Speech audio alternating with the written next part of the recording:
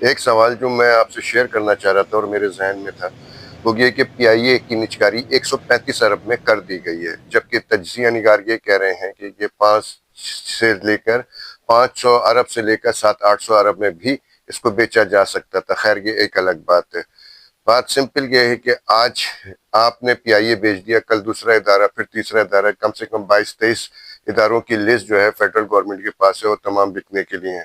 میں یہاں صرف ایک سوال کروں گا، ادارے بک گئے اور پھر بھی اس کے بعد اگر گورنر سینس نہیں، نااہلی سینس نہیں، بدکاریاں جو ہے وہ جو ہے ختم نہیں ہوئی تو پھر کیا کیا جائے گا؟ اس کے بعد آپ کیا بیچیں گے؟ پھر ایک ایک کر کے صوبے بیچیں گے، ملک بیچیں گے؟ تو یہ حل نہیں ہے۔ آج سے یہی بلاول بھٹو جن کا مجھے اچھی طرح بیان یاد ہے کہ جب ان کی پہلے گورنمنٹ تھی تو انہوں نے کہا تھا کہ ہم بھی یہ کسی صورت بکنے نہیں دیں گے، اور آج خود اس عمل میں شامل تھے۔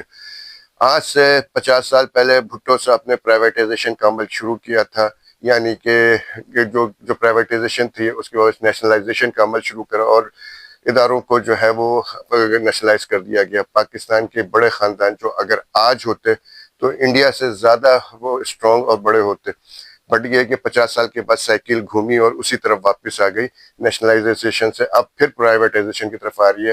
یہ بات تو ثابت ہو گئی نا کہ بھٹو صاحب کا یہ عمل صحیح نہیں تھا، اور اگر آپ یہ سمجھتے ہیں تو میں یہ سمجھتا ہوں کہ اگر آپ نے نیشنلائزیشن کروانی تھی یا